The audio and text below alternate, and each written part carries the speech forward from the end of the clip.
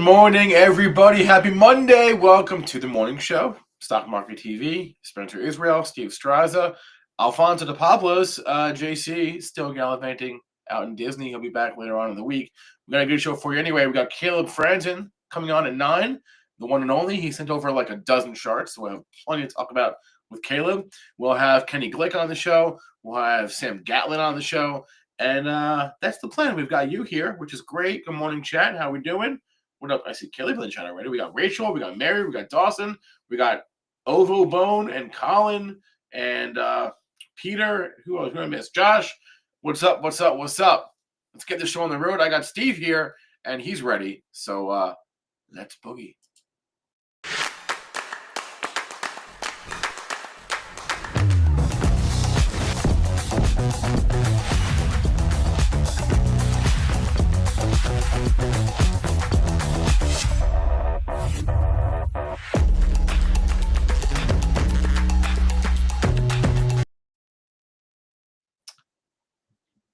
Yo. Hello. Hey. Happy Monday, everybody. How's your weekend? It was fantastic, Spencer. It was lovely. How was yours? It was good. It was enjoyable. Yeah. How's the weather up there? It's a little chilly. Chilly. Yeah. All good, though. Watched some football. Went to Holiday in the Park thingamajigger. It was good. Good times. Any good football? I didn't watch football at all yesterday. Yeah, watched a lot of the Lions game. Lions did not win. It was very sad. But I heard you're a Lions fan now. So as soon as you jump on the bandwagon, they lose. I've been on the bandwagon for a couple of years, but yeah, good times. All right, good, great. Good. UConn beat Gonzaga at the Garden. Yeah, I saw. I didn't see anything, any highlights, but I saw that happened. So the Garden was on fire. They came out. They scored like 15 points in the first couple of minutes. Garden. There we go. Set off. It's awesome. Yeah. Love to see it. Love to see it. All right. Why don't you hit that thing and let's talk about the stock market? Yes, the stock market with the stocks. Let's do that.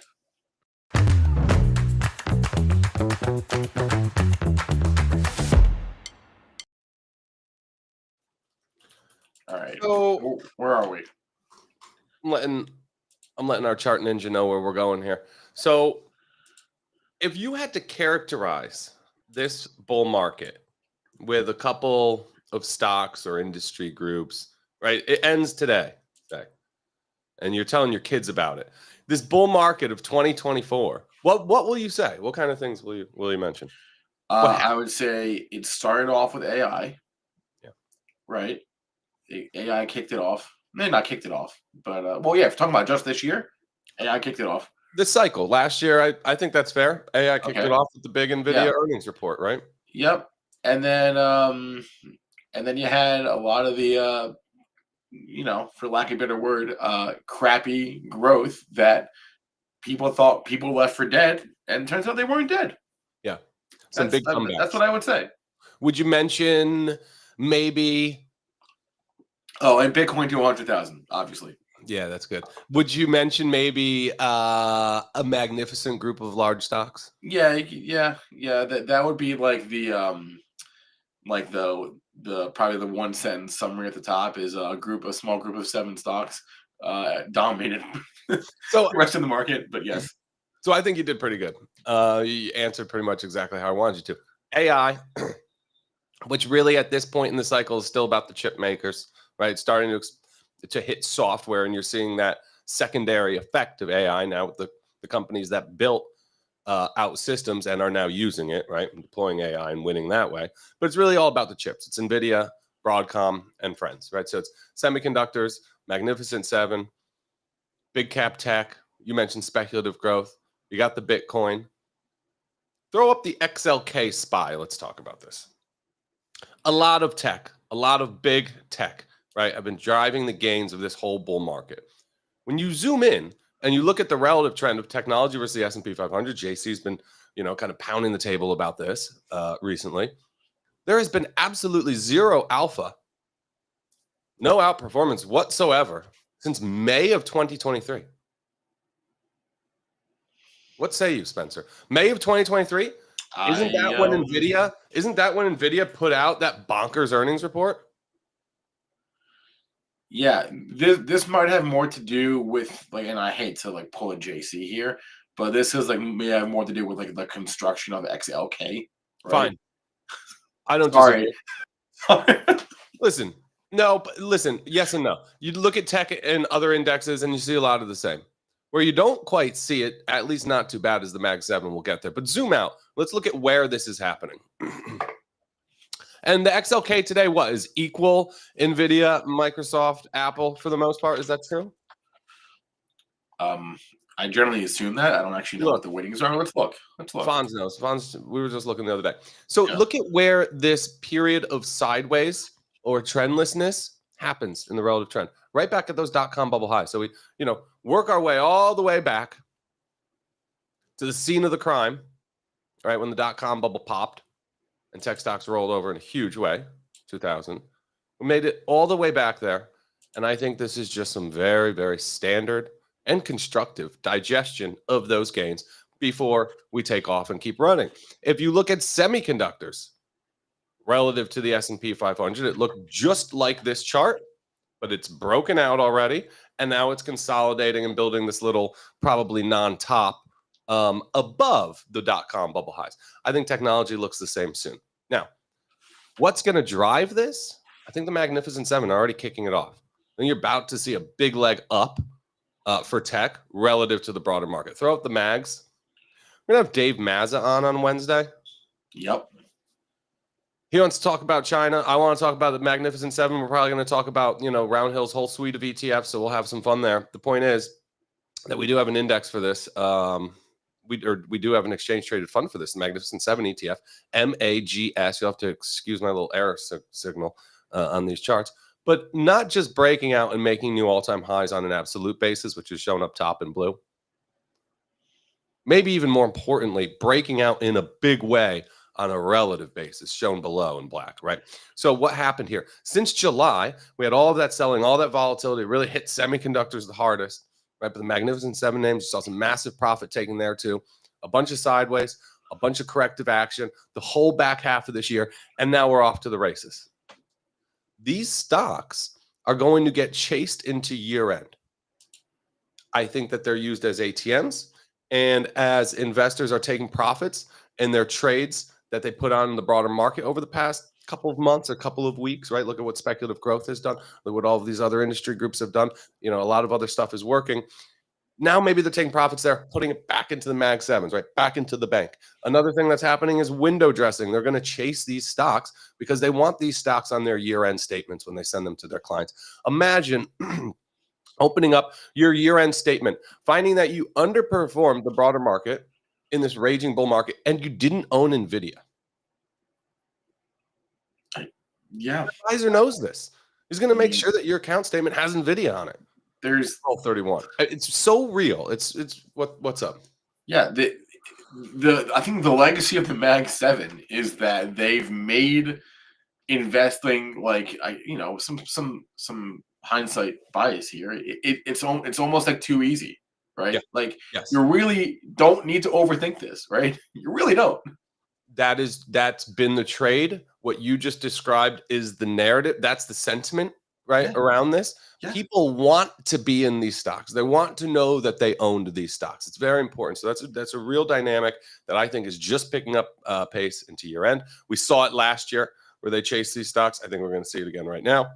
And then from there, I just want to give a shout out to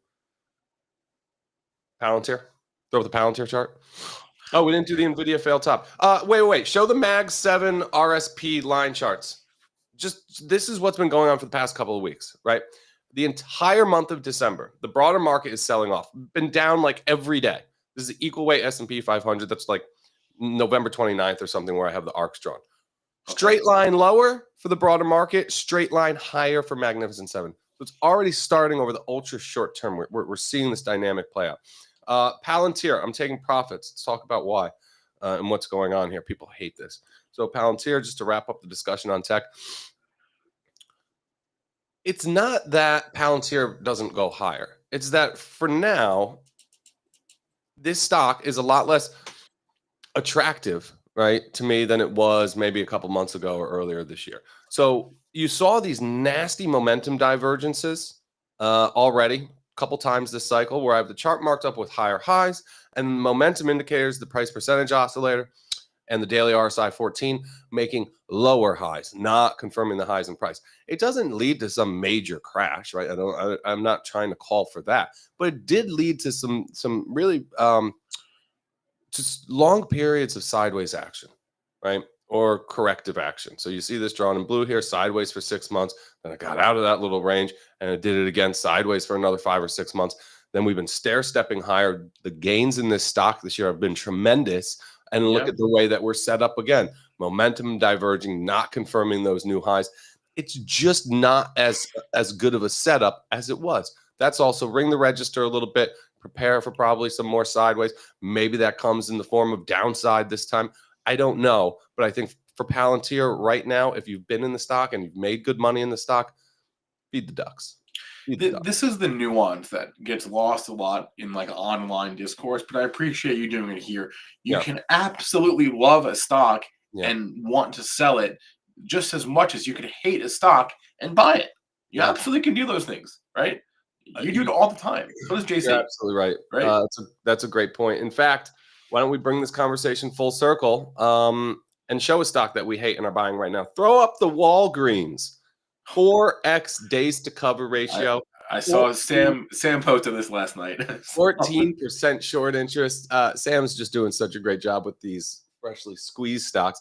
So this is a universe of names that have the largest short interest in the market, right? These are the stocks that investors are betting against most. I think it's beautiful here because he's marked up the chart for when they were put into the Dow and when they were taken out of the Dow. And now we have some private equity rumors around the stock. I think this is a terrible business, but that doesn't mean we can't run this higher for 30% as the shorts get squeezed here. So I think this is a tremendous setup. When you zoom in on the chart, he's got like a monthly here or something. But if you zoom in, you look at the daily, you got a nice little tactical base shaping up. And I think you can get after it. Yeah. That's my pharmacy for you. Mine too. Yeah.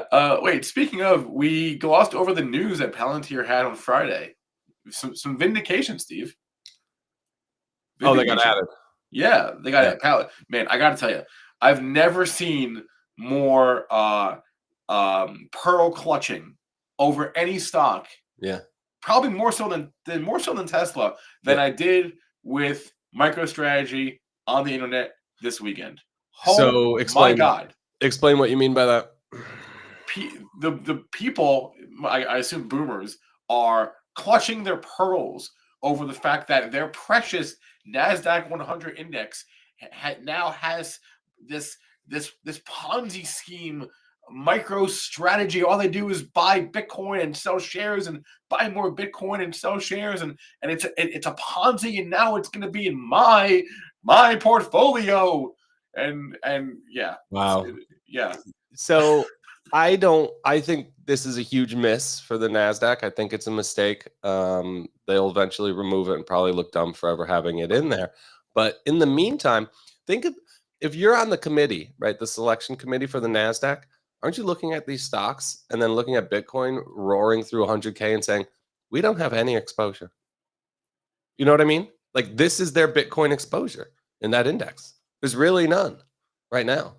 And Coinbase can't go in yet. So this was almost like the only option. They want Bitcoin exposure in that index. That's what just happened. And they want it so badly that they're putting in MicroStrategy. Yeah, and they're kicking out. So anyway, so Palantir, MicroStrategy, Axon, they're in. Illumina, Supermicro, Moderna are out. They kicked out Illumina. They did. Wow. Jeez. So that to me is sentiment. So Illumina is the industry leader in genomics. Genomics has been absolutely washed out from a place that everybody wants these stocks. You have to own them. These are the future, to a place like nobody wants genomics. These stocks look as bad as anything besides pot. And now they're kicking out the industry leader, Illumina, from the NASDAQ 100. Dude, this is the kind of stuff that you see at bottoms. I'm just saying. I also shout out ARC Genomics Fund, the ARC-G. I was looking at their 3D printing fund today. When me too. and we'll come back. We're going to talk about some 3D printing stocks later. Yeah. It's Yeah. it's not managed in the same way, right? It's as the other ones, right? It's like, don't they have a couple that are like kind of different? I don't know. I don't Yeah. know. I'm going to look into it though. They have the 3D printing and they have the Israel. Those are like different funds than like IZRL. right. Exactly. I just got an alert that sirens are going off in Israel again. Wonderful. No, look, I appreciate the NASDAQ saying to everyone, hey, you're going to own Bitcoin whether you want to or not. Right? God. And most people don't, but they're going to get it. So. Yeah. Look, I think it's fine. I think it's fine. But it's stupid. It's very funny. It's fine. The whole what are you thing, going to do? Look, people are very concerned. And look, what is the weighting? What is it like? This like is a bull 1%? market. This is a bull market index edition. This only happens in bull markets. Why are you crying about like a 1% weighting? Come on. If anything, dude, you know, this is the kind of stock up 1,000% or whatever last year that can really have an effect. And guess what? If it blows up, they'll kick it out next year, right? So don't worry about it. I mean, look what happened to Supermicro. Jeez Louise, people. How long till it blows? So precious. When does MicroStrategy blow up? There's whatever the magic number for their cost basis is, right? Where they're underwater on their Bitcoin, right? I don't know what that price is, but that cost basis that just keeps on rising. That average cost just keeps on rising. So I don't know. It's like, does it all blow up? I mean, maybe, but like, should we all be like clutching our pearls over the fact that they're in this index? No, of course not. I thought the whole thing was. I was highly amused all weekend. I saw a lot of people that were very alarmed. This is a sign of a top. This is the end of days. No, it's not. It's fine. You'll survive. There are two things that I'm pretty certain will happen here. I think the stock will go up a lot more, and I think the stock will eventually go to zero. It does. It's one of the few stocks that goes up and down at equal like velocities, right? It just seems to either just straight up, straight down, right? So most things go down faster than they go up. Not this guy. So Larry points out that Palantir would be a good one to use trailing stops. I don't disagree. I use trailing stops a lot on runners like this, but I was just so ready to ring the register. I've just been selling it to strength. Okay. Why don't we move on here? We'll talk a little bit about 3D print. Oh, just to bring the XLK conversation full circle, maybe okay. Spencer, you could drop a link in the chat to the breakout multiplier. We are just buying the basket here because we like this big tech trade so much, right? You always run the risk of picking the wrong one when you're trying to run a theme like this. This is the window dressing. This is the chasing the leaders into year end here. And we looked around and we said, you know, we could do this in a number of different ways. We thought about just putting a trade on NVIDIA. I think the best way to do it in this instance is to just buy the basket, go with XLK. We're going out a couple months, and we're looking to run these things higher over the next couple of weeks. All right. And this is a trade that Steve put on, I believe, on Friday. Right? Yeah. Drop the link to my post about the window dressing, too. Window dressing. You don't know about this. Take a read. Had a good conversation with a close friend of ours and a friend of the show who runs an RIA. And it's happening. It's happening right now, actually. Yeah, that's it. Thank you. Looking forward to our conversation with Caleb Franzen in a little bit. As am I. Yosel says Santa is coming, yo. I agree, Yosel. I agree. I'm so ready for it. When this Santa rally gets underway, I will wear a Santa hat every morning on this show. I saw Santa at the mall. Oh, man, I went to the mall on Saturday. Maybe this is, you know, the fact that it's the holiday season and it's a big mall, but the mall was alive. And who said malls were dead?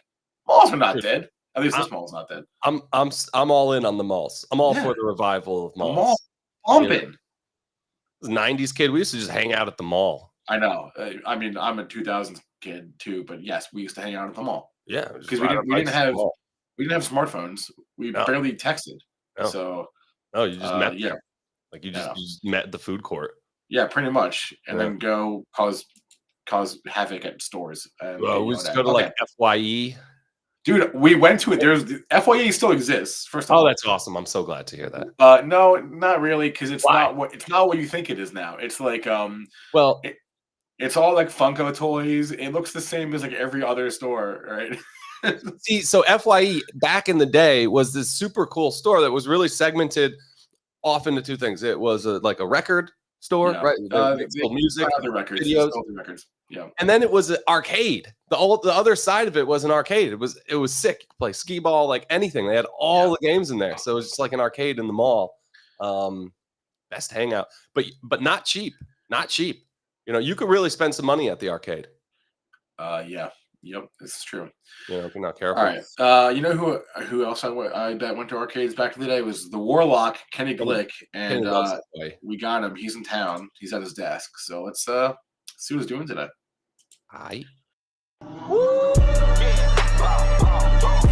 It's been a long time coming. They ain't come from my club, they tug it. Putting up numbers, 99 pounds, and I still kept it 100. Hola.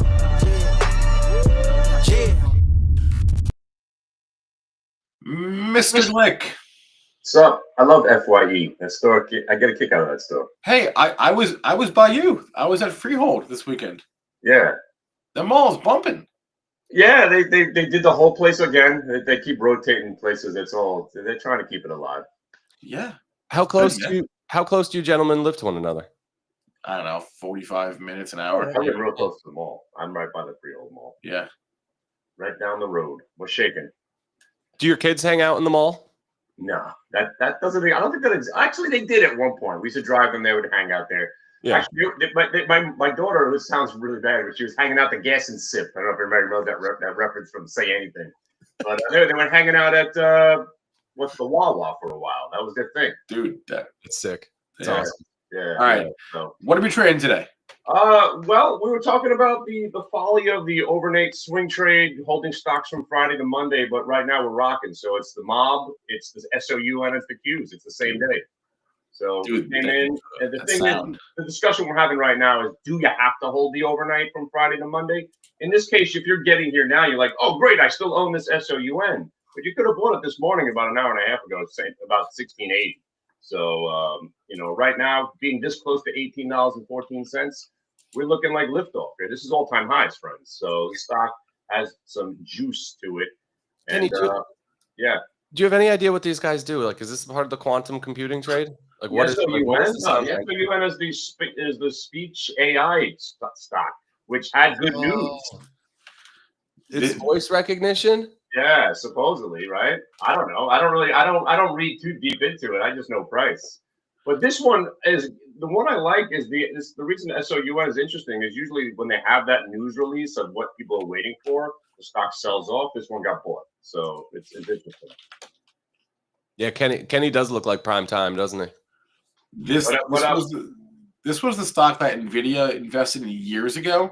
Yeah, but then they had to report it like 1 year ago, and people thought it was a new buy, but it wasn't. Yeah, didn't matter though. Didn't matter. Right. Went up anyway. Nothing. That's the best. Yeah, that's my favorite saying right now. Nothing matters. Nothing matters. Economic data doesn't matter. Nothing matters right now. We're going up. I'm thinking maybe Cloverfield will end the rally. Remember Cloverfield? Alien shows up in Manhattan, starts knocking over buildings. But then we'd have the Cloverfield restoration rally. That was a sick movie. I love that movie. I was on the other day. You're like running around with those kids and like in fear for your life. Yeah, it was pretty good. That's the one that they like cameraed themselves. Yeah, pretty much handheld the whole movie. Very nice. Kenny, are these space and exploration stocks about to moon again? Yeah, I mean, we got another one, Sid U. That was like the one that was left for dead for a while. Sid U. I don't know. Sid U is in play. By the way, SOU at 18. Look at the hook in this chart right now. Yeah, they're all the same chart. I mean, the Andy Dufresne has become the Kardashian bottom, and speaking of that, by the way, that Stitch Fix was nasty. That was probably the worst 2 days I've seen after a stock broke out. It was like that was the biggest setup of the entire year. Dude. That is an awful stock, and nobody should ever look at it ever again. No, so this thing happens, and it's happened to me a number of times this cycle, and it'll happen again next cycle. We got Snapchatted in Q1, right? When you try to run these things out of bases and you see like a fresh reversal, they could fail. They fail sometimes. So we try to get in, like that's the moment to enter when the base resolves, but then you get blasted and it falls back into the box. Some of these downside moves could be nasty. We got sacked on the love sack. Oh, but love sack wasn't too bad. A couple of days later, they actually had a little rebound. By the way, we are here, people. We're here. All-time highs on SOUN. Let's give it up. Wow. We're doing this. Yeah, Stitch Fix. But again, the best part about trading the way we do is the stock doesn't want to cooperate. You just kick it out, just like the NASDAQ 100. Just beat it. You know, you're not cooperating. Now we don't want to trade you. So you go back to the ones that are working. And again, more drones, more better, more space. You know, these stocks continue to work. Stitch Fix is not a space stock. It was just a wannabe clothing company. So I'll keep an eye on it just in case they come back for a second. But yeah, the space stocks are where it's at. So like most people, you're right, actually don't have to own shitty stocks. Like you don't have to. Some people like who are stuck working for government jobs and they're putting these shitty pension funds and they put them in ESG funds. Maybe they have to own shitty stocks, but that's not most people. You know? Right. Yeah. I mean, again, I'm still mostly a day trader. These opportunities keep finding us. You know, these mob stocks and SIDUs. There's something. There's one of these every morning. But as far as these swing trades, you know, again, most of these things I'm doing with options anyway, just in case this SOUN. You know, they're one more, you know, news story away from going right back down 50%. I know it. You know, these are monster moves on these names already. Kenny, how much do you change up your behaviors in environments like this? So you'll look at the tape, right? And like you're coming on here every day talking about how they're running hot stocks up 50% in the SIDU this morning. How much will you change your behaviors or your trading? That's the wonderful thing about trading my way. I haven't changed a thing in 13 years now. Nothing changes. I stick straight to price. And again, I let the VWAP do the talking for me. So here I am, no intentions of getting out of any more SOUN, but there's a price where I'm going to get out of all of it. So I just set it and forget it and let the market tell me what to do. Because again, I have no affinity for stock ownership. I'm not a fan. I don't like swing trading. But that's the only difference between what I'm doing right now. I am swing trading a little bit more because the day trades are just turning into swing trades. He's the bullish bear, Spencer. I know. I don't want to be in stocks. Help me. I know. Normally, I own a stock like PayPal, right? That's what stock ownership is to me. I could go 6 months and the stock's basically up 8 points. That's normally what I'm into. Or Rambus. 2 years later, I'm still up the same 15 points I was up 2 years ago. But yeah, I'm still about the action. I love the action. This is where it's at. Rambus looks good though. Looks a little fail toppy here. Yeah, I mean, if it gets through that 60, since the upgrade, that's when it topped out. You know, again, once the analysts start liking your stock, that's when I start looking to sell. Yeah. But I still like it. Yeah, that's one of the only stocks I own long term at this point. And PayPal. PayPal's doing all right. What are we doing with this Sedge? Another disappointing one. Oh. The insiders keep buying these solar stocks. Well, what else are they going to do? But they don't stop falling. Yeah, that one, at least we had some fun with that one. Finally, you know, it finally came out. But now it's still consolidating above, you know, the 1250. You might get one more leg up. But I'm still waiting on that one. And Path too. Look like you might get something on the Path into the 20s again. But again, those are kind of the laggers. Kenny, that's another example of coming out of the base and then major fail. I remember we were talking about it at JC's birthday party this year. One broken chain. You got it, baby. All right. See you again. Well, be careful out there. That sound just hit our price target. Sold some at 18.14. All right. Good luck, everybody. I'll see you later. And he's gone. He's back in the room. Hitthebid.com, guys. Check it out. You know what chart I was looking at over the weekend? If I told you on like August, what is that? Like August 1st? Yeah, like early August. That CrowdStrike would be within shouting distance of a new all-time high this year. You would have said you're crazy. Shout out Colin if he's watching the show. Look, those prior cycle highs. That was it. Once you got back above 300, you had to get back in it. Now we're up another 25% from there. Fantastic. This is a great company. It's a great company. Period. I mean, yeah, they had like a true black swan event, right? And they're fine. Kind of thing that they you could weren't. never see coming. I honestly, Spencer, I think this is one of those must-own big techs. I think this is in the same group with the Mag 7s. I think you throw them in. ServiceNow as well. Broadcom is basically a Magnificent 7 as well. I got to own these stocks. Yeah, I was looking at that chart the other day. Wow. I mean, they've had how many? 1, 2, 3, 4, 5, 6, 5 up months in a row. I mean, since the crazy sell-off. Yeah. Credit to them, man. Did you see that run for the airlines? I mean, we shared that chart, right? Yeah. Holy cow. Trying to find it now. But they got hit a little bit last week. I think that's over for now. Okay. All right. We got Caleb in the house. Yeah, let's get him on. All right. Any news? Like we don't do news anymore? I mean, there's not a ton of news that I wanted to discuss the NASDAQ thing, which we did, right? Okay. Palo Alto is not actually down this morning, everyone. They had a stock split. So if you see bad data this morning, that is why. No, honestly, it's kind of it. We have a couple earnings this week. We have FedEx, we have Nike. Those are like Thursday, I think. But no earnings today. Not really. No. Monday. No, it's quiet. Haven't talked crypto at all. We probably will with Caleb. So let's bring him on. We'll talk so much crypto. Yeah. Bitcoin dominance is where are we at on the Bitcoin dominance? I just had it up. 56%. All right. Here we go. Jay, we've been friends for a long time. Make the call. I mean, this is pretty professional, guys. Nice show you got going here. My man. Caleb Franzen. What's up, brother? How you doing, buddy? How was your week? How are you? No complaints. Caleb is in Bucharest, right?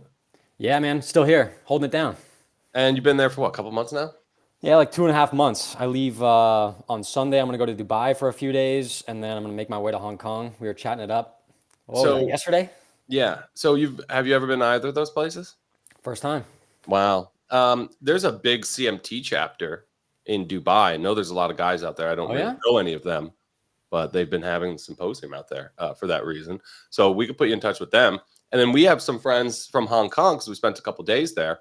We had the best time. I'm so you're doing that for New Year's, right? Yeah, I'll be there for a week. So, like, do they have some like sort of like big celebration? I can't imagine what it's like for New Year's in Hong Kong.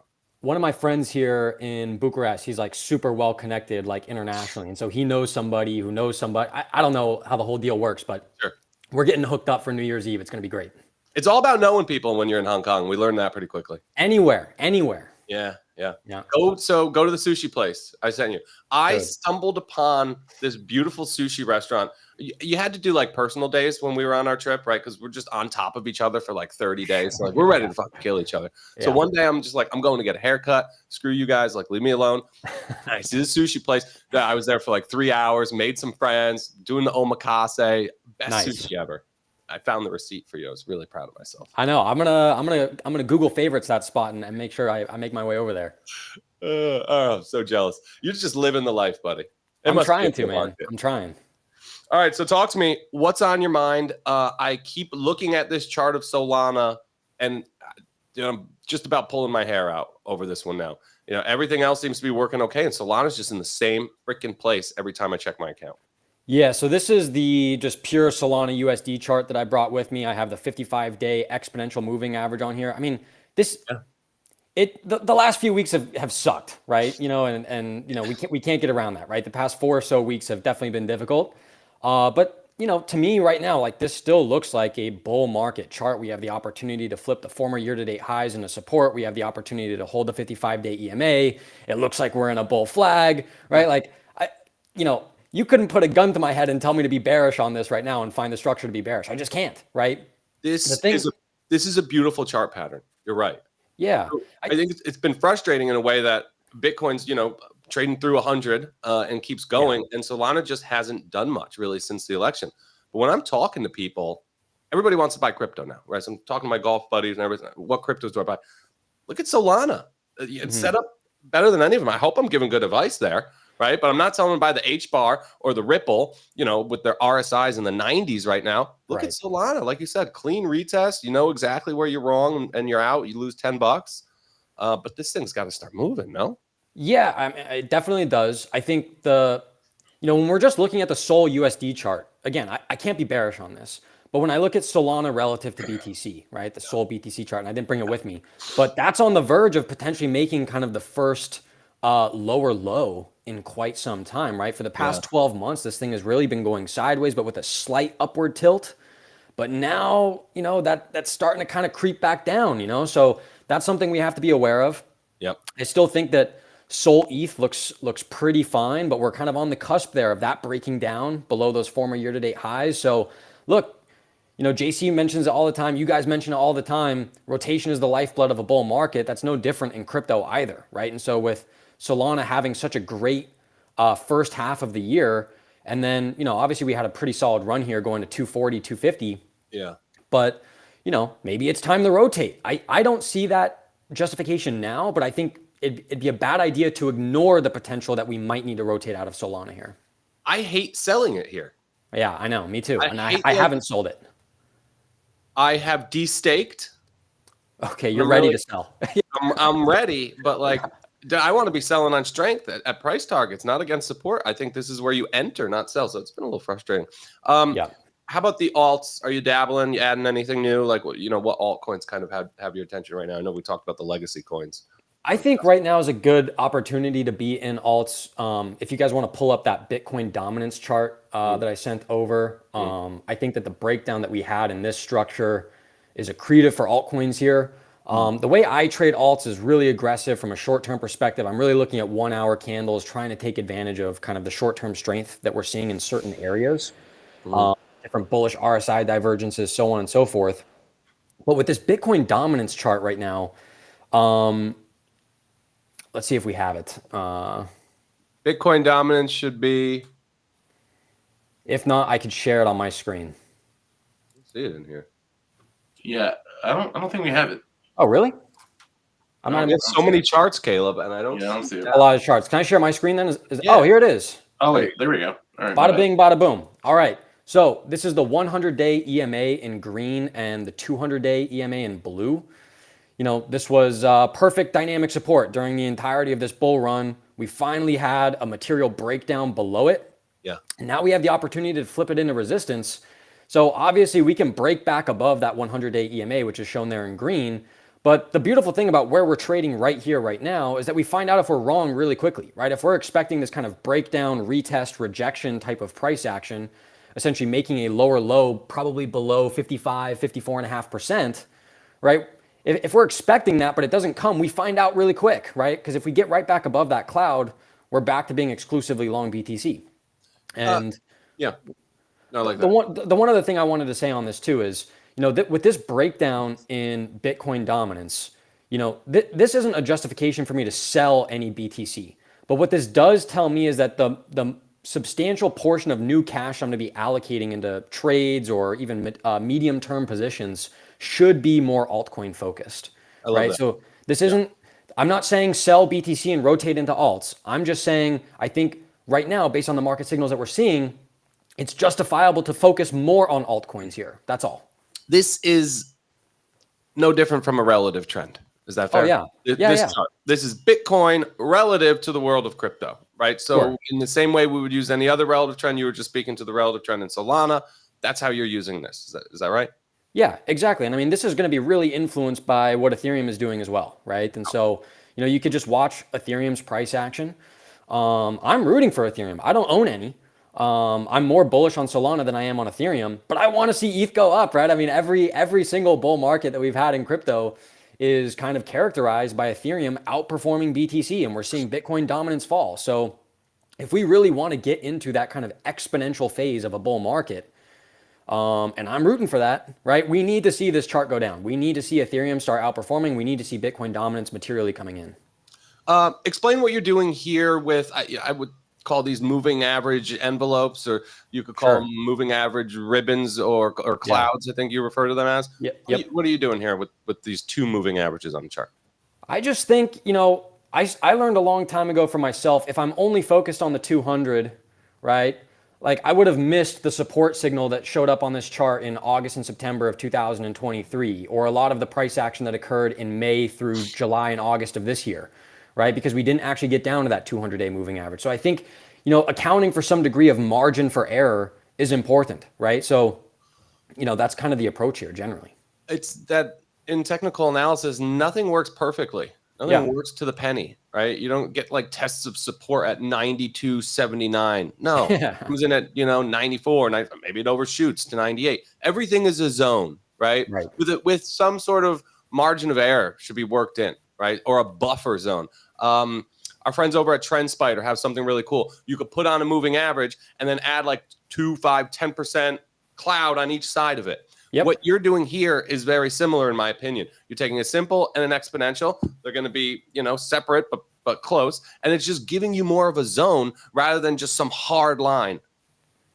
Exactly. And actually, in this case, Steve, I'm using 2 exponential moving averages. So just the 100-day EMA and the 200-day EMA. Oh, okay. And a lot of times you'll use the 200 exponential and simple too, though, right? Correct. Yeah, and I just call that the 200-day moving average cloud, right? Because again, when I was first learning TA 8 or 9 years ago, and I'm like, man, which one should I use, the exponential or the simple? And I'm finding all these videos and people are saying to use the simple and other people are telling you to use the exponential. And I was like, why don't I just use both? Why don't I just put them both on one chart and create that margin for error? And I've been doing this for years.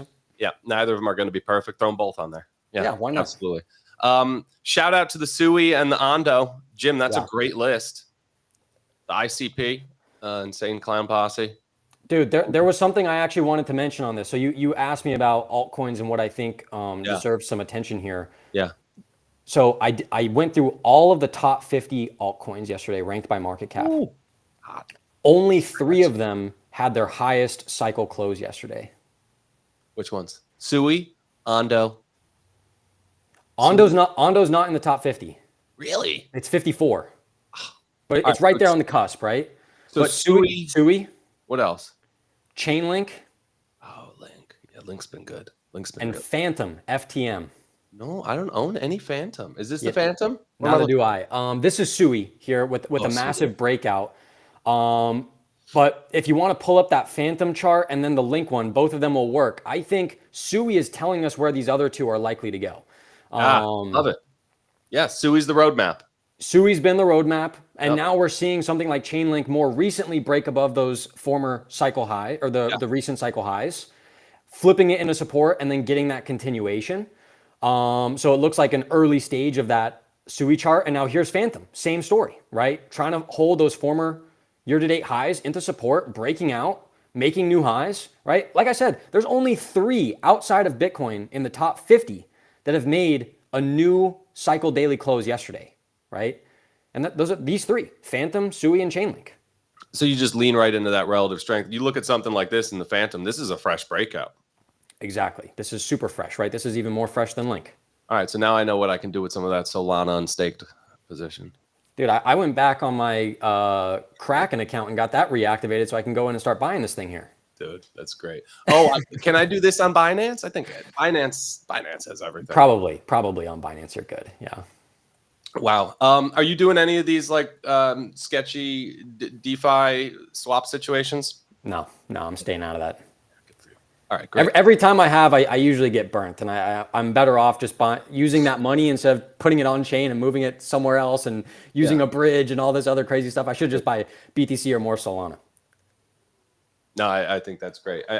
I'm concerned right now because we're doing like helium miner things again. I'm like, oh shit, here we go. Here we go. Yeah, exactly. JC's gonna start buying land in the metaverse again. It's over. Yeah. So we're getting close, I think. Talk to me about this colorful chart, the triple pane. Throw up the 14, slide 14, Fonz. What are we looking at here? This is a little market breadth for you. Oh yeah, I think so. Let's pull this up. Yeah, so top panel, we're looking at the percentage of S&P 500 stocks trading above their 20-day simple moving average, then 50-day, then 200, right? And so It's no secret. Breadth has gotten super weak. You guys kind of stole my thunder here at the beginning of the show, talking about the strength in mega caps, but that really is the story. I go through hundreds of charts a day, especially over the weekends. I'm going through everything. I'm like, I don't really know like what the story of the market is right now, aside from mega cap and growth strength, right? And outside of that, I don't really know what else is there. And so when we look into the data, just using this simple kind of measurement, right? How many stocks are trading above their 20-day? How many stocks are trading above their 50-day, above their 200? We're seeing those come in, right? And so maybe a little bit of concern there, but the thing that we know for a fact is that breadth expands during bull markets, right? So the way that I'm interpreting this, just to be really clear for everyone who's still watching, is, I'm not seeing this as a bearish signal because we're in a bull market. I want to trust price. But what I am interpreting this as is a justification to be patient to add to any position really kind of across the board, right, within the stock market. So this is a patience signal more so than anything else for me. And we should expect for these to resume back higher. We're in a bull market. That hasn't changed, right? The S&P 500 is still above its 13-day EMA, well above its 21, well above its 55. All of them have a positive slope. It's a bull market. What's interesting to me here is that the percentage of stocks above the 200-day has stayed so resilient all year for the S&P 500. If you look, we do it by sector too. Nice. And I'm pretty sure as of this weekend, the majority of sectors now have the majority of their components or constituents below the 200-day, really? Which is, XLK, XLY, XLC are kind of doing the heavy lifting right now. And I guess financials look pretty good as well. For sure. But look, all that tells me is that there's a buyable dip under the hood. For sure. And so maybe the dip can dip more. So before these stocks can continue to go higher, they need to stop going down, right? So all we need to be looking for here is the production of that higher low. And then we start allocating again, right? So that, like I said, this is just the time for a little bit more patience and then to tactically execute. So I like this. In the spirit of dip buying, what groups kind of have your attention right now? Man, just the mega caps. I mean, okay. Software, cybersecurity. These are the names. If you guys want to pull up, I have another pane chart looking at growth relative to value. It's VUG relative to VUG. Yeah, perfect. 15. This is the story of. Is this it? This isn't it. Next one. No, it's this one right here. So in the top pane, we have growth relative to value. This is VUG relative to VTV. Next, we have the S&P 500 top 50 ETF. This is XLG relative to the S&P 500. And then in the bottom, we have mega cap growth relative to equal weight S&P. One of them has made new all-time highs, right? That's VUG relative to VTV. So based on the correlations of these charts, what do I expect to happen next? That the one in the middle and the one at the bottom are going to resume higher, right? And so what that tells me is that regardless of what I think the market is going to do over the next few days or even over the week, what I feel most comfortable saying is I want to continue to be focused on growth and large caps and mega caps relative to the rest of the market, relative to small caps, relative to equal weight. So throw back up my mags chart now, because this is same theme, but on steroids, right? Yep. And I think you could make draw the same conclusion. You're saying, hey, look at the top one here. That's now the roadmap for the bottom two, just like you're saying Sui's the roadmap for the chain link and the Hondo. Well, Magnificent Seven too. Look at that relative trend breakout, right? Those are just that's just the mega cap growth theme packed into 7 stocks. Yeah. And I was saying this all of 2023, at least for the majority of the year. There's nothing bearish about the MVPs of the market acting like MVPs. If LeBron James goes out and puts up a triple-double and the team wins, why would a Lakers fan complain that the bench didn't put up enough points? They don't do that. Right? They don't do that. They don't do that. They're like, fuck yeah, LeBron James just put up a triple-double and we swept the other team. In fact, they're like, that's how this works. And it's the same for the stock market, right? And so when the MVPs of the market are putting the team on their back, taking everything higher, you have 2 choices. You can complain about it or you can own them. And I'm going to own them. So I see you brought along some ideas here. We'll get to them. Of course. I want to show you my favorite setup in the Mag 7 right now. Throw up the NVIDIA, right? I think it's a catch-up theme, right? You look at all the other ones, Apple making new all-time highs, Google's trending really well, Amazon's making new all-time highs. And it's like, is NVIDIA really going to complete a top and roll over while its peer group is absolutely rocking? This is one I would expect to get chased the most. Probably. Not a top. I don't feel, I think right now Broadcom is my largest semiconductor position in the portfolio, which is more of a medium to long-term focused portfolio anyways. But I'm using TA to make those decisions to be buying or adding to those positions. And so that looks great. That's booming back. And by the way, if you pull up a chart of semiconductors relative to SPY. We got it. Put up the SMH SPY. Let's go. Yeah. It looks really similar to the Megacap growth relative to equal weight or XLG relative to SPY. It looks a little bit weaker, but again, that's because so much of SMH is allocated to NVIDIA, right? But we should expect that to resume higher, right? We're still in a bull market and we have to have the expectation. The trend is our friend, right? We can't, I don't think we should overcomplicate this. And that's basically been what I've been saying for a year and a half, right? There's no need to overcomplicate this market, right? You can look at all the price action and you can say, okay, this is bullish price action. The uptrend is intact. If we're going to stay in that uptrend, then what are the types of assets that perform the best during uptrends? Okay, Bitcoin, software, technology, megacaps. Buy them. That's been the play for 18 plus months. You really haven't had to do anything else. Not only has it been the play, but I think for the back half of this year, that theme's kind of cooled off or taken a break. If you look at SMH SPY or you look at XLK SPY, since really July, the stocks have been pretty weak, especially on a relative basis. Now they're just getting back there. So I think yes, it's still the theme, but it's also you're buying a dip in that theme in a way. Like we talk about the Magnificent Seven, all the big cap techs don't look like that. A lot of them look more like semiconductors than Apple right now. And I think you lean into those for a little catch up. Sure. Yeah. You have an opportunity in the market to play both strength and some of that short-term weakness within a long or medium-term uptrend, right? And so playing both sides of that coin is, in my opinion, the right approach, right? Because you kind of want to diversify your strategy a little bit, right? And say, okay, if we're still going to be in a bull market, most likely the case is that semiconductors still have a lot of room to go up. And if that's true, they're probably going to outperform the S&P 500. And even if they don't necessarily outperform the S&P 500, they're still going to go up if we're going to still be in a bull market. So, you can nitpick, but, let's just imagine a scenario where over the next year, the S&P 500 is up another 25%.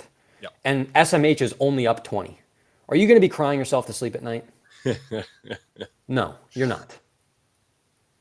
All right. So you brought along a couple setups that you like right now. Yeah. The INFY, the Palo Alto. So some of these individual stocks. So what I was taking a look at this morning as I was putting these charts together was, we had something like IGV, which is the iShares Expanded Tech and Software ETF, really kind of pulling back last week. Mm-hmm. But what we saw was CIBR, and Hack are the two cybersecurity ETFs. Those had massive weeks last week. Yep. Right? So, and by the way, cybersecurity is really well represented within IGV, right? Because they're still software stocks at the end of the day. Yep. And so we're seeing a lot of strength right now in the cybersecurity name. So I think if you're going to be a little bit more short-term, aggressive, looking for trades right here, right now, based on more upside in this market, you got to be looking at these names: Palo Alto Networks, PanW. I'm talking my book here. This is one of my largest individual positions in my portfolio, but that's for a reason, right? I started buying this one at the beginning of this year when we had that massive earnings miss. And I was like, you know what? We just got to plug our nose here and buy some of this thing. One of the best strategies I've implemented over the past 18 months is when companies report still solid growth, specifically software companies still report solid growth, but they have a nasty earnings reaction. I just plug my nose and I buy some, and then 6 months later, they're all up like 30 or 40%. This has been the strategy. CrowdStrike. Yeah, CrowdStrike is one of those. I did the same there. Didn't it happen with ServiceNow like this summer, like back in June? Or it sold off on Salesforce earnings, maybe? That's exactly right. And that's when I started buying ServiceNow as well. Up 75% since then.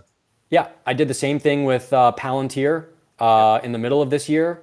The stock was down like 20% on earnings. And I was like, man, this thing's not actually that bad. And they reported in early August when the Bank of Japan yen shit was happening. So it totally blew the read on earnings. If you go look, they reported August 5th. Damn. And they killed the stock, and then it was paring back those losses all day and closed at the highs, and it's never looked back. I think even the quarter before that is the one that I really backed up the truck, and that was when the stock was trading at like 2021. And then it resumed higher, and then we also had that August 5th sell-off. We came right back into that 21 level, and it's just been up only since then, right? Yep. I mean, what's the stock trading? I should know this. This is my number one largest holding, but we're above 70, aren't we? 76. 76. I mean, my goodness, right? So, that Palo Alto chart, in my opinion, looks amazing. A lot of strength. Yep. It looks a lot like ServiceNow did, 6 months ago. It does. It's a great setup. Yeah, and every base, we break it out, we flip it into support, we resume higher, stair step behavior, higher highs, higher lows, call it what you want. This is bullish characteristics, right? I also brought the chart of Infosys, Infi. Yeah.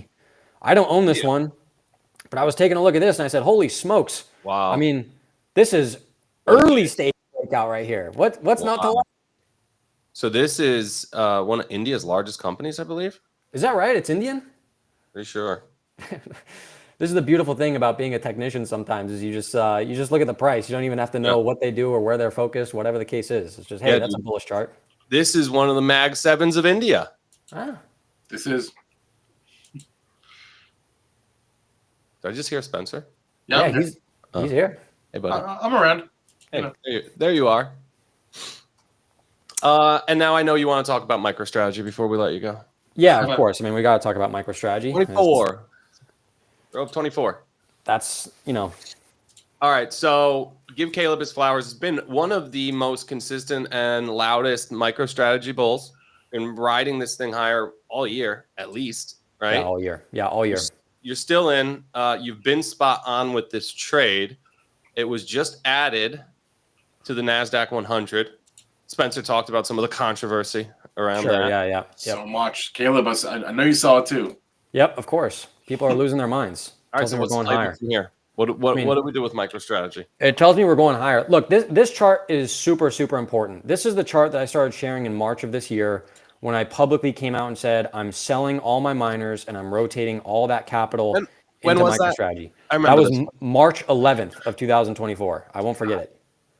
Wow. Yeah, it's been a while. And so what I've done here in blue, we're looking at MSTR relative to BTC, and then we're overlaying Bitcoin on top. So what we're looking at is the relative performance of MicroStrategy versus Bitcoin and the correlation with Bitcoin itself. Yep. And what we're seeing in this chart is a very clear correlation. Maybe it's not perfect. It's going to go through ebbs and flows. The magnitudes of the moves are going to be slightly different. But what we're seeing here is that when Bitcoin goes up, MicroStrategy outperforms Bitcoin. When Bitcoin goes down, MicroStrategy tends to underperform Bitcoin. And so the interesting thing that I'm seeing is maybe the market got a little bit too far ahead of its skis just there in November. And so what we're seeing is that despite the fact that Bitcoin is literally just making new all-time highs yesterday, we're seeing MicroStrategy relative to BTC coming back down. It front ran Bitcoin to 100K, did it not? Yeah, it probably did. But if this correlation is going to stay intact, I think you have to trust the underlying more than the derivative relative performance, right? I mean, if Bitcoin goes higher, MicroStrategy keeps going higher. That's the play, right? And so, I mean, for me still, my price target for Bitcoin this cycle is at least 175,000. I'm willing to entertain higher prices, but all I'm comfortable saying is at least 175K. And so if we're sitting right now this morning at 104, whatever we're trading at, we still have, 45% upside. No, way more than that. Sorry, what am I talking about, right? 90% upside. So, this still has a lot of potential left in the tank here. And if that happens, then it's going to be a lot of ebbs and flows, big pullbacks, but MicroStrategy relative to BTC should go a lot higher. I like it. And you still hate the miners, all of them? Or do you dabble? No, I don't dabble. I don't own any of them. I really haven't since March. Yeah. It's, they just have a lot of problems. And when you look at them, if you look at WGMI, which is the Bitcoin mining ETF relative to BTC. So in this blue line on this chart, if we just replace MicroStrategy and we put in WGMI, there's no correlation with Bitcoin. It's been an absolute shit show and a mess. They're not moving together, and the miners are not providing the only thesis for the miners is that they act as high beta and leverage and more juice for Bitcoin. Yeah. But they're not delivering on that promise. They're not delivering on that thesis. And so the market is telling you it's not working. So there's all these miner investors who are really like a cult. Steve, you and I have talked about this. You've been really outspoken about it. Disgusting. And they don't want to look at the data. They don't want to be objective. And so I was getting all this hate from the mining community in March and April of this year because I came out and said I'm more bullish on MicroStrategy than I am on the miners. By the way, I never came out and said I'm bearish on the miners. I just said I'm more bullish. And the thing that's hilarious about all of this is now they're applauding companies like Riot and Mara for implementing the MicroStrategy strategy and putting it on his balance sheet, right? Yep. And it's like, okay, so now the only miners that are actually going to be working and outperforming are the ones who are acting like MicroStrategy. Why didn't you just buy MicroStrategy 8 months ago? It's dangerous. If you can't beat him, join him. I don't know. Well, True. Better late than never, Spencer. That's right. I'm excited for the next bear market because I want you. The tide's going to go out. You're going to see you swimming naked. These companies are going to be exposed. Some of them are going to be downright frauds. I was on Twitter Spaces months ago. What they do is they bring on these strategic investors. They put them on the board. They give them shares, give them stock comp, right? And then they go and they rant and rave about these miners all over the internet and social media, and they drive the price higher.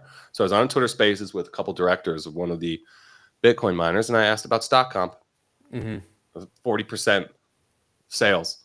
What's going on, guys? They kicked me off the Spaces and they blocked me. What? Yeah. Red flag, Dirty. red flag, red flag. I mean, It's dirty out there, dude. yeah, It's dirty out I there. don't know. And look, I still trade that name. Hey, it's a bull market. You know, you have to have a little bit of fun here. Come on. So, Caleb, it's always fun when you're on. This was great, buddy. From the other side of the world, we always appreciate you taking the time and joining us. Have so much fun in Hong Kong. I want to know how you make out there. That's good. It's gonna be awesome. Wait, where are you spending New Year's? In Hong Kong? Kowloon. Wow. Yeah. It's gonna be fun. Yeah, man. But dude, thanks again for having me. Always great to chat. We'll be on Spaces tomorrow doing our thing at, what is that, 10 a.m.? 11. 11, excuse me. No, We'll be there at 11. I'm hyped. So I'll see you guys there. But right. like I said, thanks for having me, man. Take See care. you, Caleb. Peace. Rachel, you'll have to explain yourself. I saw in the chat, did you say you're not allowed to buy Sui in New York? What is I this? saw that too. I What are didn't you know talking that. about? What does that mean? I don't know. Like, they can ban cryptos by state? Maybe it's like sports betting. I don't know. Well, it sounds like sports betting, right? I don't know. All right, yeah. Let us clarify what you mean, because Yeah. that sounds crazy. All right. I also saw somebody in the chat said, "Oh my God, he talked about losing money in the market." You must be new. We talk about it all the time. This is not one of those Twitter Spaces with guru traders who never lose. That's not what we do here. I love to come on and talk about my losers. Sean and I have a whole show where we talk about losers and dealing with losing. Like, this is the most important thing, right? So if you can't come on here and be honest about the fact that you're going to lose sometimes, get the hell out of here. Those are not the kind of people that we're talking to on the morning show at all. So no, we're real. We're really doing it out here. You know what's not doing well is my meme coin portfolio. Dude. Did not have a good weekend. So My meme stock portfolio. Talk about trade that didn't work out. We nailed the GameStop direction and timing, and we overpaid for calls and didn't make any freaking money. How's that for losing? yeah, What a loser. that's how they get you. That's how they get you. Anyway, Why options are tough. All right. We got Sam Gatlin in the house. I want to Yes. ask him about this Walgreens thing. would love that. So, Okay. Sam, you ready? We're doing it.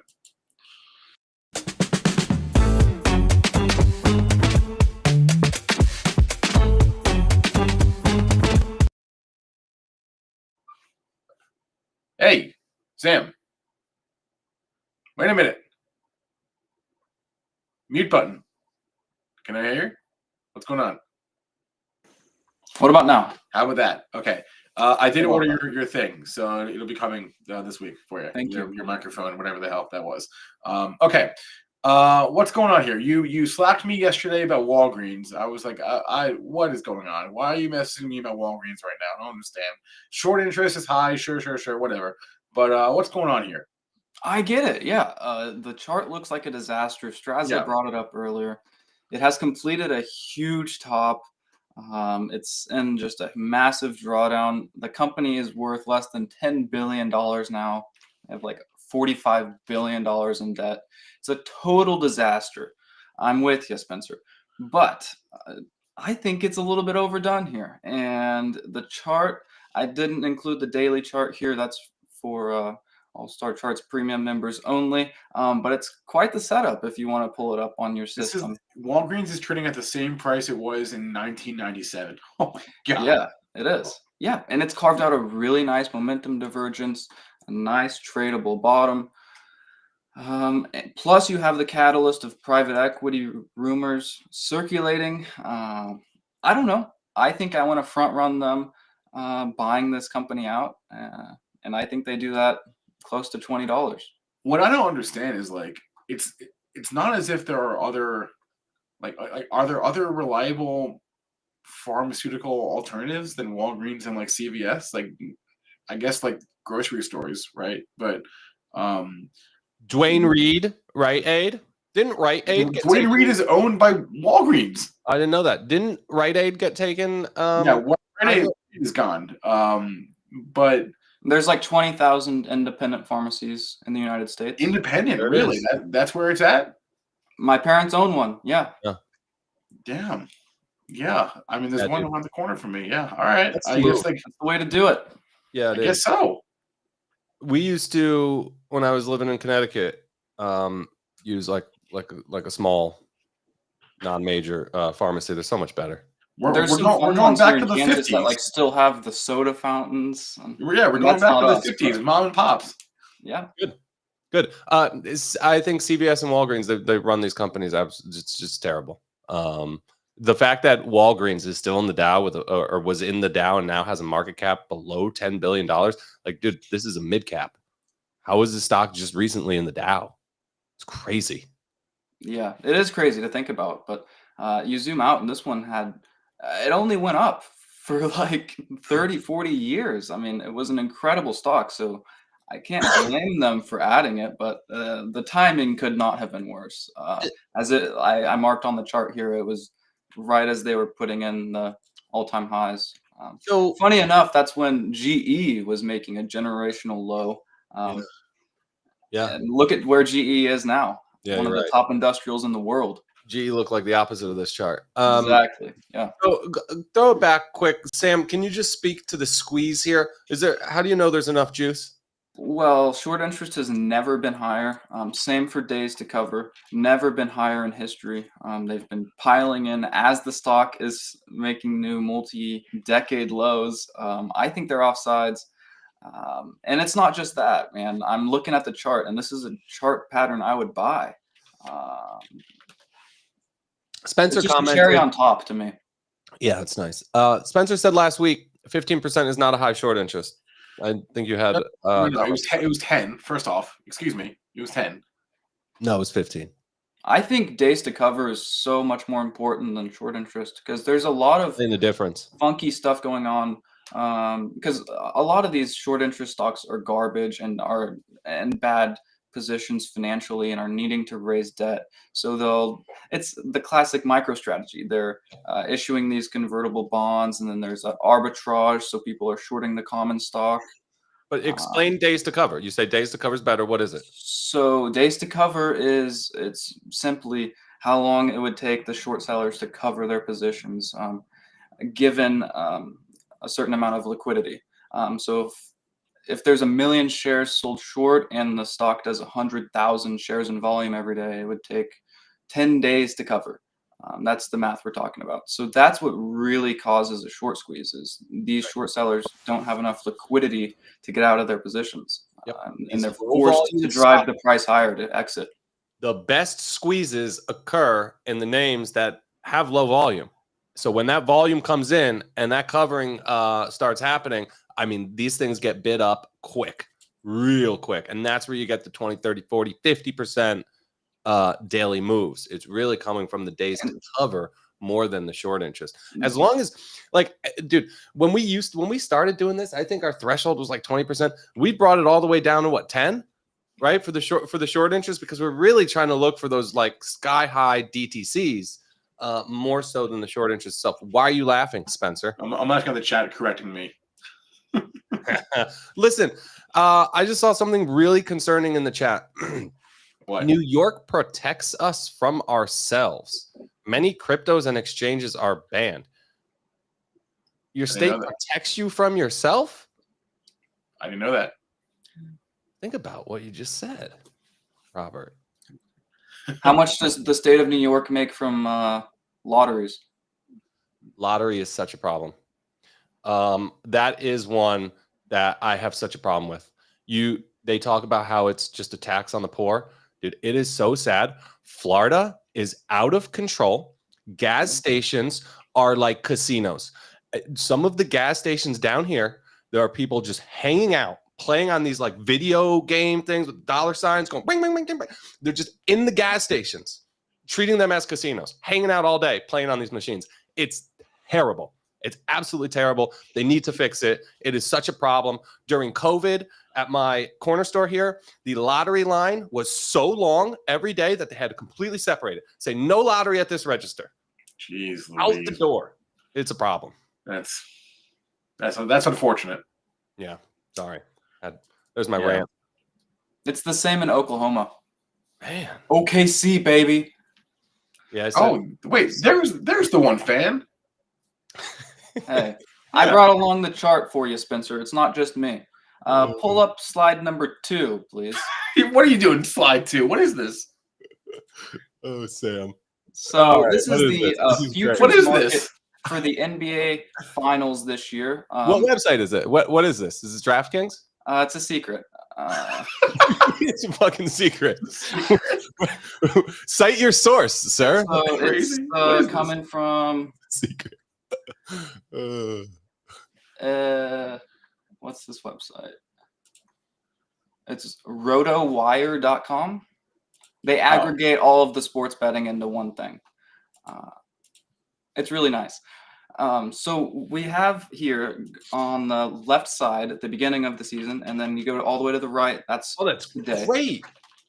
Wait. So this is a time series? This is a time series of the futures to win the NBA Finals. And this is the top 4 currently. You have the Celtics at the top. Yeah. And then number 2 is OKC. Just shy of 20% chance to win the NBA Finals. What a huge gap between. What does the blue bars represent? Why am I so confused? That's the implied probability. So OKC is 18%. So like that's 18% of that entire bar. Okay. It's a visual. Wow. Yeah, and OKC is playing tomorrow night in the NBA Cup final against the Milwaukee Bucks. They could be. This is only the second NBA Cup final in history, so OKC Thunder could make history tonight. Wait, are the Knicks really third though? The Knicks are legit, man. Yeah. Yep. I was sending you the Madison Square Garden chart the other day. Yeah. It's not just the futures that are popping off, but the stock also looks amazing. You said your brother went there over the weekend, I believe. You bought your brother tickets. Yeah, dude. I bet he would concur that MSG is lit. Wait, what is it? Is it MSGE? Is that it? I believe so. There's several of them. MSGE is the concerts and the building itself. MSGS is the sports franchises and I believe the channels. Yeah, you're right, Strazza. And then Sphere is my favorite, which was once in that family of investments. It's the Dolans, right? So Sphere, SPHR, that crazy concert venue in Las Vegas that Kenny and Sean and everybody go to. It sounds so cool that I've never been to. Fail Toppy in the Sphere. I think it's coming. So interesting stuff. I'm not buying Madison Square Garden stock anytime soon, though. Right, Spencer? I can't in good faith. Cable I couldn't vision. do it in good faith. Even if I wanted to, I would never want to. The family that owns the New York Knicks. I couldn't do it. I couldn't do it. Yeah. I don't know anything about them. No, I know. I know you don't. You would have to be a local guy like Spencer or I. I can't. Sounds like they're not popular. I can't in good conscience. I can't do it. Yeah. All right. Should we do some recess? Yeah, let's do that. That's nice. Can we talk about Rigetti first, please? All right. I wanted to talk about the Rigetti. We were talking about amazing let's go. short squeezes earlier. In bull markets, you could buy a stock just because it has a high short interest and sounds like spaghetti and do really well. Right? You can. Yeah. This is the kind of stuff you can do in bull market. This thing is just absolutely crazy. I didn't know they had warrants or else I would have been in them. So that's annoying. But I have been in the common. Talk to me. Yeah. So since late September, early October, the warrants are up 6,000%. and are making new all-time highs, while this common stock is only up 1,000% in the same time, and it is not making new all-time highs. However, I think the warrants are leading the common stock to new all-time highs. The warrants are, I did some homework for you. I knew you were going to ask me. They're exercisable for one share at $11.50. So you have to assume some of the juice is going to come out as the common stock's getting closer to that $11.50. But oh man, but yes, you're right. Of course, it's outperforming. It's going to get back to those new highs first. It's a leveraged vehicle, so there's some delta on it, and then eventually you get close to the money and you lose that. It starts trading more like a synthetic common stock position, but we're not there yet, right? Sure. It's and this is normal for warrants because warrants are almost always offered for these high beta speculative companies, and they're offered so deep out of the money that you think it's crazy. Like even these Archer strikes, it's crazy. The stock's got to go like 500% to get there. But oh man, if it starts climbing, the way that these warrants go up in price is absolutely crazy. They're so leveraged. So bull market vehicles. I hope we talk more about warrants in the future because there have been some crazy good opportunities to get into warrants in some of these speculative growth names that have really just started working. I think that's going to happen more and more and more. So let's keep talking about the warrants. Archer has warrants. Joby has warrants. Big insider buy there today. Stellantis just given another $5 million to the Archer Aviation. They're going to buy the whole company, aren't they? I would think so. I would think so. I think that's the model. What is the liquidity of these warrants? They're not always super liquid. Probably not very liquid. No. No, they're not, but they're liquid enough. They're liquid. That's all I need to know. They're as liquid as options for people like me or you, right? I mean, yeah, like you could get it. Yeah, you could get in and out. I'm not, pretty easily. There's a market for them. I'm not. The brokers will take them too for you. Yeah. Like the brokers help. The brokers are making these markets in many ways. Sure. Okay. Recess time.